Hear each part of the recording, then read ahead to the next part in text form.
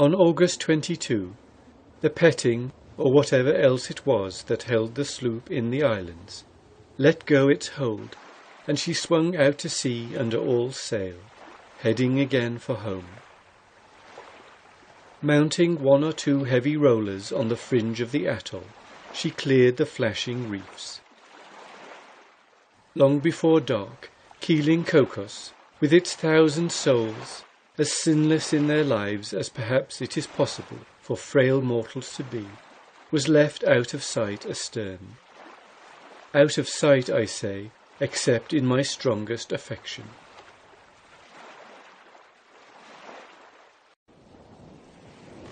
The sea was rugged, and the spray washed heavily when hauled on the wind, which course I took for the island of Rodrigues, and which brought the sea abeam. The true course for the island was west by south 1/4 south, and the distance was 1900 miles. But I steered considerably to the windward of that, to allow for the heave of the sea and other lurid effects. My sloop on this course ran under reefed sails for days together. I naturally tired of the never-ending motion of the sea, and above all, of the wetting I got whenever I showed myself on deck.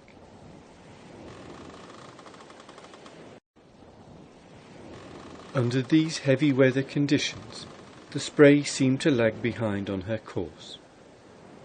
At least, I attributed to these conditions a discrepancy in the log, which by the 15th day out from Keeling amounted to 150 miles between the rotator and the mental calculations I had kept of what she should have gone, and so I kept an eye lifting for land. I could see about sundown this day a bunch of clouds that stood in one spot right ahead, while the other clouds floated on. This was a sign of something. By midnight, as the sloop sailed on, a black object appeared where I had seen the resting clouds. It was still a long way off, but there could be no mistaking this. It was the high island of Rodrigues. I hauled in the patent log, which I was now towing more from habit than from necessity, for I had learned the spray and her ways long before this. If one thing was clearer than another in her voyage, it was that she could be trusted to come out right and in safety, though at the same time I always stood ready to give her the benefit of even the least doubt.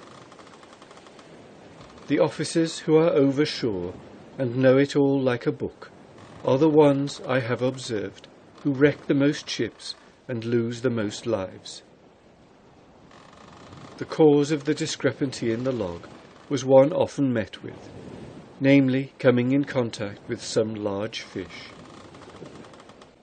2 out of the 4 blades of the rotator were crushed or bent, the work probably of a shark.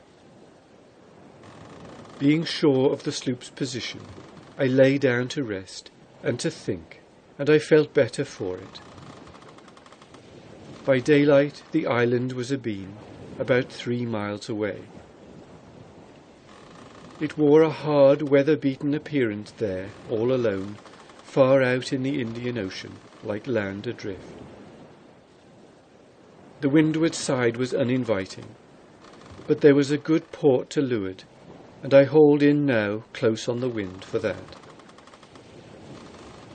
A pilot came out to take me into the inner harbour, which was reached through a narrow channel among coral reefs.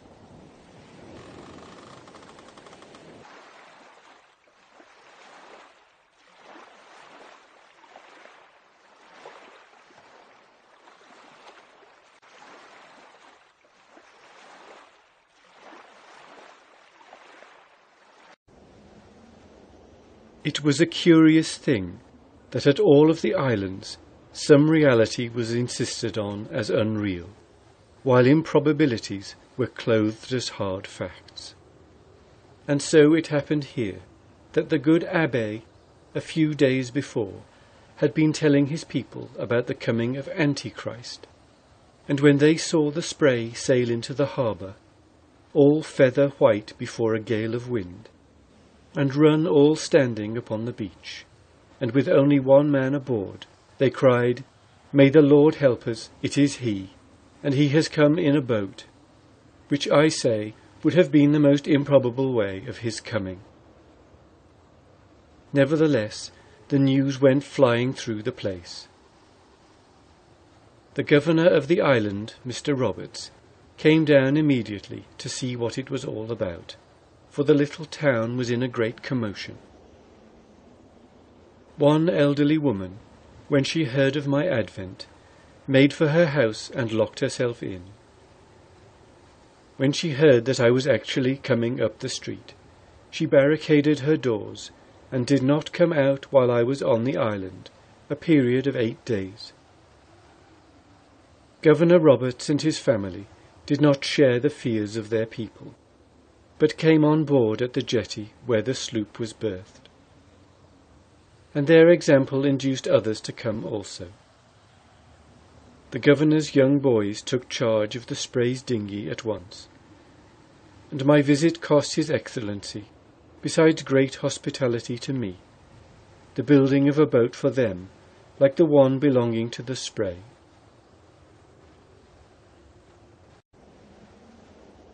My first day at this land of promise was to me like a fairy tale.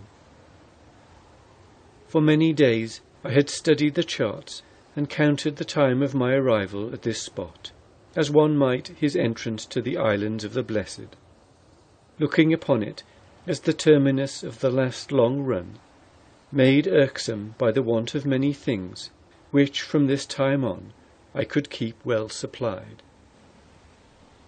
And behold, here was the sloop, arrived and made securely fast to a pier in Rodrigues. On the first evening ashore, in the land of napkins and cut glass, I saw before me still the ghosts of hempen towels and of mugs with handles knocked off.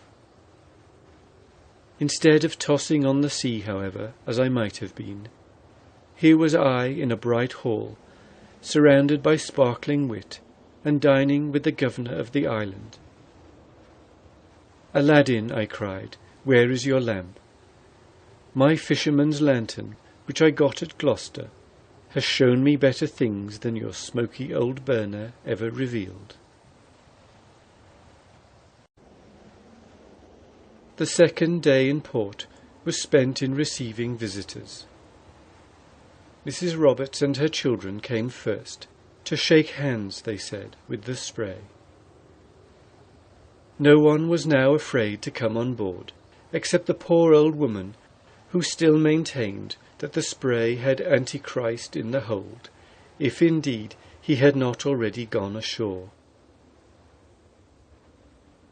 The governor entertained that evening, and kindly invited the destroyer of the world to speak for himself. This he did, elaborating most effusively on the dangers of the sea, which, after the manner of many of our frailest mortals, he would have had smooth had he made it. Also, by contrivances of light and darkness, he exhibited on the wall pictures of the places and countries visited on the voyage. Nothing like the countries, however, that he would have made, and of the people seen, savage and other, frequently groaning, "Wicked world, wicked world."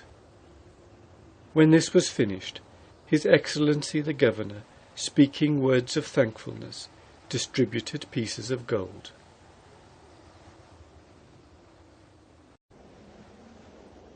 On the following day, I accompanied His Excellency and family on a visit to San Gabriel, which was up the country among the hills.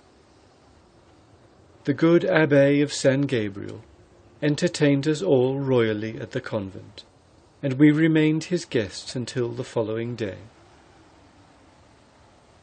As I was leaving his place, the Abbé said, "Captain, I embrace you, and of whatever religion you may be, my wish is that you succeed in making your voyage, and that our Saviour the Christ be always with you."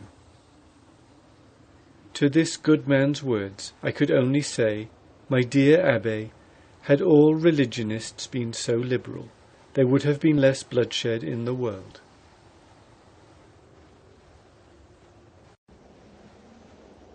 At Rodrigues, one may now find every convenience for filling pure and wholesome water in any quantity, Governor Roberts having built a reservoir in the hills above the village, and laid pipes to the jetty, where, at the time of my visit, there were 5½ feet at high tide.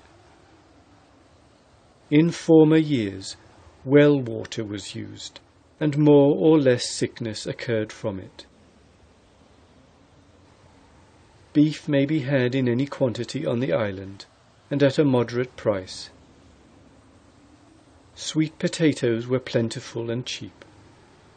The large sack of them that I bought there for about 4 shillings kept unusually well. I simply stored them in the sloop's dry hold. Of fruits, pomegranates were most plentiful. For 2 shillings I obtained a large sack of them, as many as a donkey could pack from the orchard, which, by the way, was planted by nature herself.